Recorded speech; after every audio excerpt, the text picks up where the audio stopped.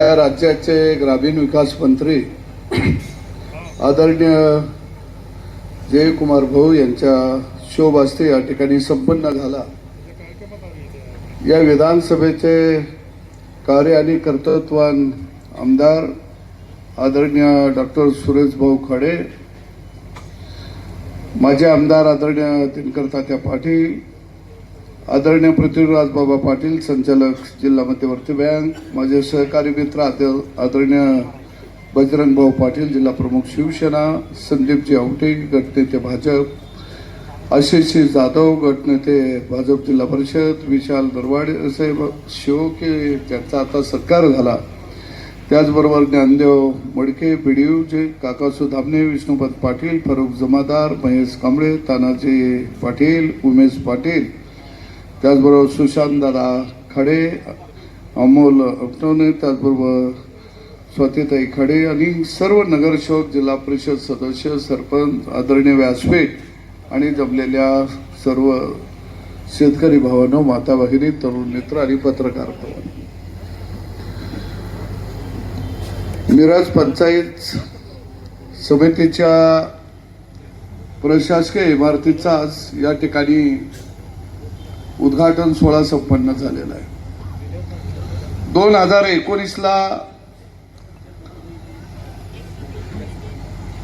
आदरणीय खाडेभाऊंनी या इमारतीला राज्य सरकारकडून मान्यता घेतली आणि त्यानंतर वेळोवेळी निधी या इमारतीसाठी त्यांनी मंजूर केला आणि टप्प्याटप्प्यानं इमारतीचं काम पूर्ण झालं।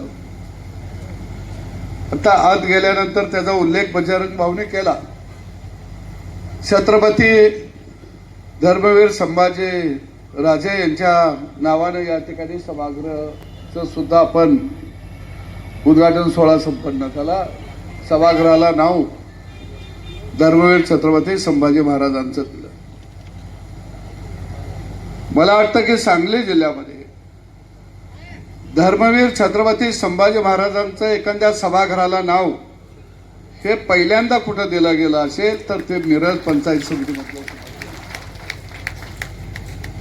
नाहीतर जिल्ह्यामध्ये नावं ही ठरलेली आहेत कुणाची कुठं द्यायची।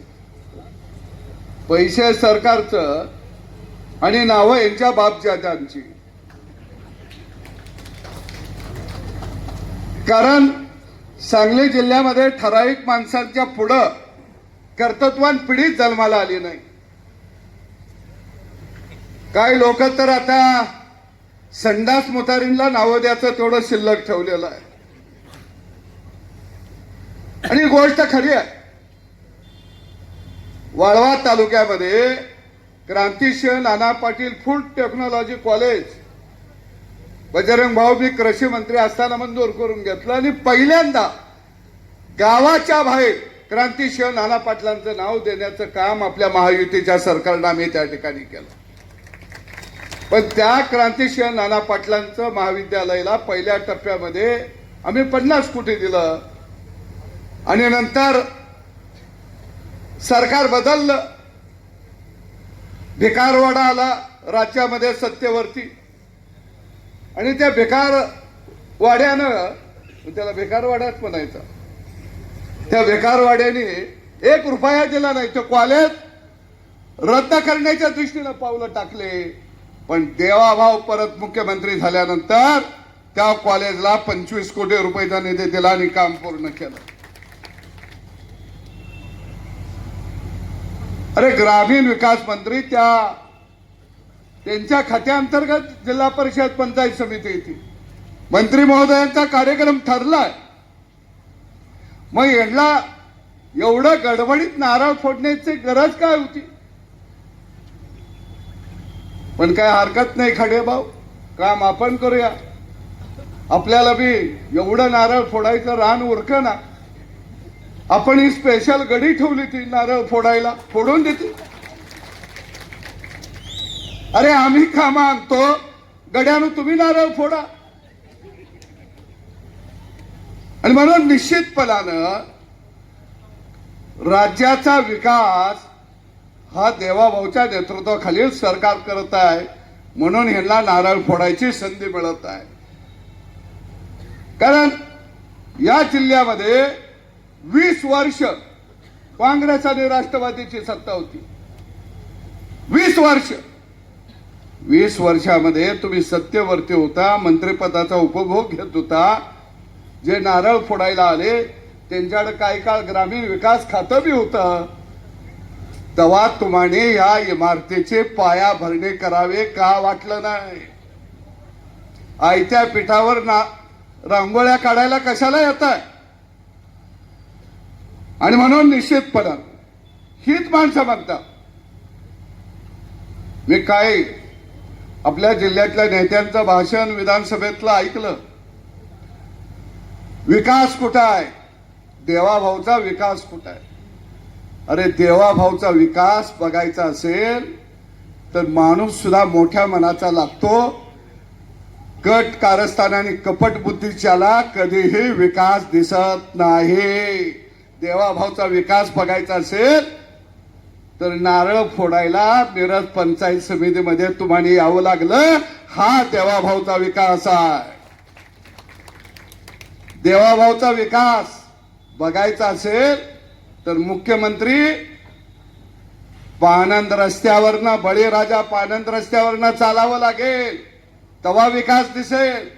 देवाभाऊचा विकास कुठं आहे? अरे देवाभाऊचा विकास जर बघायचा असेल तर खानापूर, आटपाडी, जत आणि मिरजचा पूर्व भाग दुष्काळी भागात जावं लागेल. आणि माळ रानावरनं जे पाटानं पाणी पडतंय तो देवाभाऊचा विकास आहे. तो देवाभाऊचा विकास आहे. देवाभाऊचा विकास कुठे जर बघायचा असेल तर माझ्या लाडक्या बहिणीला भाऊबीज दर महिन्याला 1500 रुपये तिच्या झोळीमध्ये येत या. हा देवाभाऊचा विकास आहे. असं लई सांगता येईल. एखादी गोष्ट तुम्ही सांगा की तुमच्या काळामधला विकास कुठं आहे? तुमच्या काळामधला विकास भ्रष्टाचाराच्या खळग्यामध्ये लपलेला होता. आणि म्हणून जयाभाऊ सारखा एक कर्तव्य ग्रामीण विकास खात्याचा मंत्री या राज्याला लाभला. आता बजरंग भाऊने सांगितलं जयाभाऊचा बराचसाच काळ ह्या सांगली जिल्ह्यामध्ये गेलाय. सांगली जिल्ह्यातल्या प्रत्येक माणसाला आता त्या जयाभाऊ जवळून ओळखतात. पण काय आहे, एक दुष्काळ भागातला कार्यकर्ता या राज्याचा ग्रामीण विकास खात्याचा मंत्री होतो. काही लोकांना पोटात दुखायला लागतं. कारण आतापर्यंत राजकारण हे कुठं होतं? वाड्यात होतं. आतापर्यंत राजकारण हे प्रस्थापितांच्या घरात होतं. आतापर्यंत राजकारण हे वारसदारांच्या वळचणीला होतं. पण देवाभाऊ नावाच्या माणसानं हे राजकारण गावगाड्यामध्ये आणलं आणि 18 पगड जातीची माणसं राजकारणाच्या पटलावरती उभा केली. 18 पगड जातीची माणसं नाही ठरलेलं आहे राजकारणामध्ये. आमदार क्या ह्यांना, खासदार क्या ह्यांना, सगळं ह्यांना. कारण पारंपरिक यांची घराणी आभाळा एवढी मोठी. पण त्या आभाळाला जमीन दोस्त करण्याचं काम या महाराष्ट्रामध्ये कुणी केलं असेल तर त्याचं नाव देवेंद्र फडणवीस आहे. ही सगळी वाड्यातली यांना वाटायचं की राजकारण म्हणजे आमच्या बापाची जागीरदारी आहे, पारंपरिक जागीरदारी आहे. तो 7/12 आमच्या नावावर आहे. सामान्य माणसानं इतर हक्कात बी याचं नाही. पण या महाराष्ट्रामध्ये 2014 नंतर देवेंद्र फडणवीस या माणसानं वाड पाडलं आणि गावगाडा उभा केला. आणि म्हणूनच जयकुमार गोरे साहेबांचा सारखा माणूस मंत्री होऊ शकला, माझ्यासारखा माणूस आमदार होऊ शकला नाही. आमच्याकडे काय आहे? काही नाही. गोपीचंद पडळकर काय आहे? अरे दुष्काळ भागातला कार्यकर्ता, सर्वसामान्य कुटुंबातला कार्यकर्ता. पण तो राजकारणामध्ये आला, स्थिर स्थावर झाला, आमदार झाला, बोलायला लागला. अरे ह्यो आमच्या पंक्तीला येऊन कसा बसला? आमची तर पंगत राजे महाराजांचे, आमची पंगत वतनदारांचे, आमची पंगत धनदानग्यांचे. त्या पंक्तीमध्ये नुसता येऊन बसायला नाही तर हो बोलायला कसा लागला, ह्याच्या तोंडाचं मुसका कसा गेलं. अरे सदाभाऊ सारखी हजारो माणसं या सगळ्या करंट्याला सांगतो, अरे देवेंद्र फडणवीस साठी आम्ही बाजी प्रभू सुद्धा व्हायला तयार आहे. अशी हजारो माणसं आहे, हजारो माणसं आहे. आणि म्हणून निश्चितपणानं गावगाड्याला सन्मान देण्याचं काम, गावगाड्यातल्या तळातल्या माणसाला मान सन्मान देण्याचं काम हे देवाभाऊ यांनी केलं. आणि म्हणून हा जयाभाऊ इथं आहे. बजरंग भाऊ म्हणले आम्ही सगळ्याच चळवळीत. ही गोष्ट खरी आहे खाडे साहेब. असं कर, मी आज सांगतो की सामान्य माणूस राजकारणाच्या पटलावर उभा असताना त्याला जर कोणी वाकड्या नजरेनं पाहिलं तर आम्ही छातीचा कोट करून त्या ठिकाणी उभा राहू. आणि म्हणून आम्ही जयाभाऊ बरोबर आहे. अरे एक तळागाळातला माणूस आहे.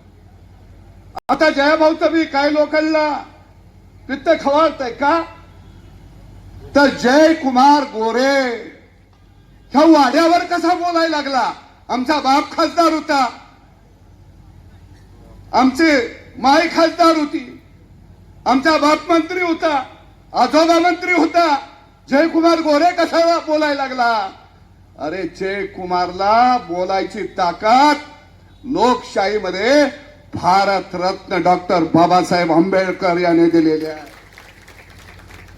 तुमच्या जहागिरी आता गळून पडल्या. त्या तुम्ही अवसान उसणं आलाय लागलाय जहागिरींचा. त्या काही त्या जहागिऱ्या संपल्या. त्या तुमच्या एक काळ होता त्या संपल्या. आणि म्हणून खऱ्या अर्थानं खडे साहेब पालकमंत्री होते. या मतदारसंघामध्ये जयाभाऊ तुफान रस्त्याला कॉन्क्रीटला एवढा निधी दिला, एक गाव खाली ठेवलं नाही. 2 कोटी 4 कोटी 5 कोटी 10 कोटी असा निधी गावागावाला दिला. पाण्यासाठी आपण दुष्काळ भागाला म्हैसाळचं पाणी मिळालं पाहिजे, काम केलं. अरे ह्या माणसानं काम केलं म्हणून खऱ्या अर्थानं भाऊ जत मध्ये निवडून आले आणि मिरजेमध्ये सुद्धा निवडून येत आहेत. हा कामाचा पुरावा आहे. 2 मतदारसंघामध्ये निवडून आले, हा कामाचा पुरावा आहे. आणि म्हणून मला वाटतं काही विशाल मनाची माणसं इथं आलेली होती. नाव विशाल असून चालत नाही, मन विशाल असावं लागतं. नुसतं नाव, बापानं नाव सोन्या ठेवलं या, पण हाती कतलाचा वाळा आहे, करावं काय. नुसतं नाव असून चालत नाही. आणि तिने बोलताना म्हणले हे काय कुणाची जहागिरी आहे का.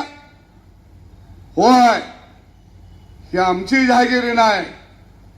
मिराज पंचायत समिती सभागृह आणि इमारत ही सर्वसामान्य जनतेची जहागिरी आहे. ती जहागिरी देवाभाऊ सरकारने जनतेच्या नावावर केलेली आहे. आणि म्हणून मला वाटतं राजकारणामध्ये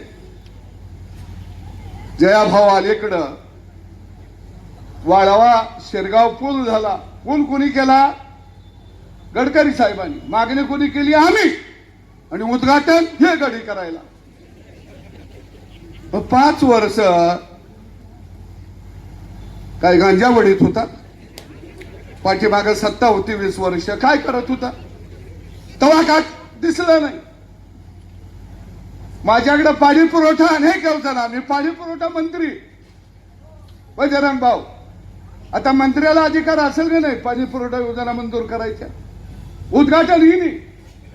आष्ट्याला जे लोक शासकीय जागेवरती राहत होते, बावनकुळे साहेबांनी तो जार काढला आणि जवळजवळ 1001 लोकांना दिलासा मिळाला. आष्ट्यामध्ये बॅनर ह्यांचे.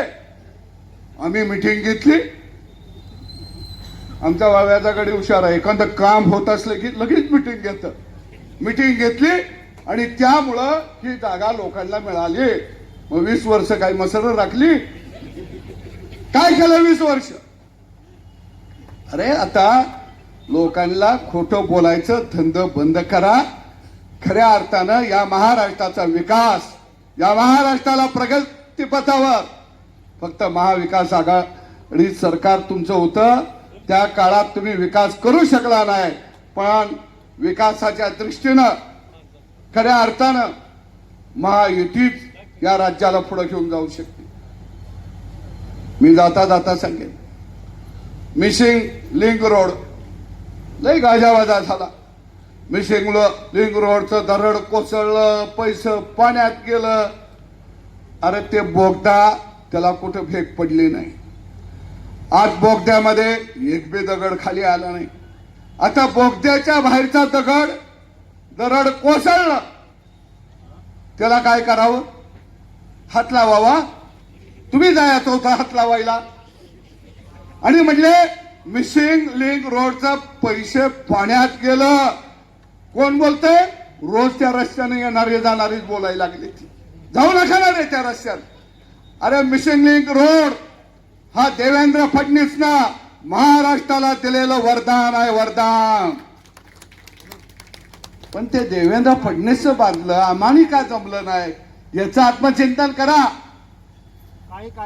मिशिंग लिंक रोडला बजरंग बोलायला निघाले. पेठ सांगलीचा रस्ता कसा होता हो?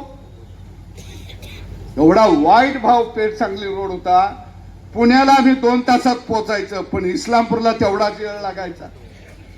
20 वर्षात ज्याला पेठ सांगली रस्ता करता आला नाही, ते म्हणे मिशिंग लिंकचं पैसे पाण्यात गेलं.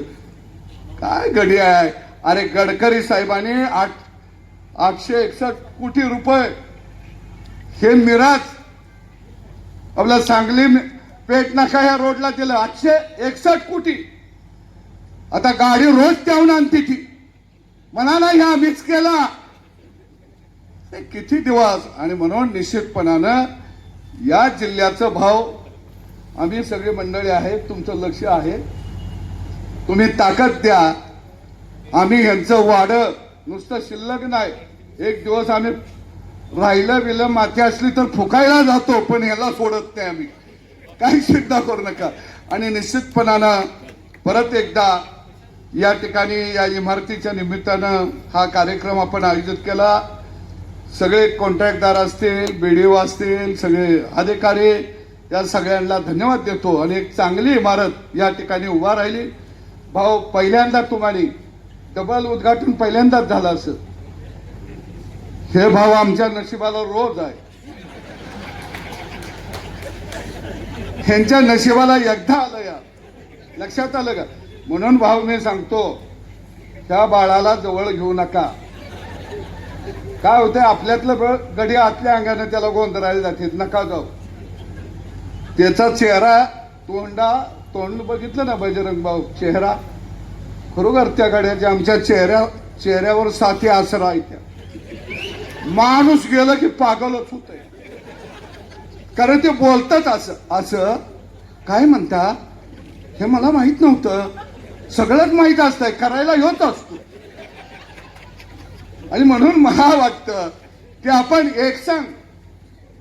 सगळी एकसंघपणाने या जिल्ह्यामध्ये आपली आघाडी ते आपण उभा करूया. मला माहिती आहे हा जिल्हा महायुतीमय झाल्याशिवाय राहणार नाही. धन्यवाद.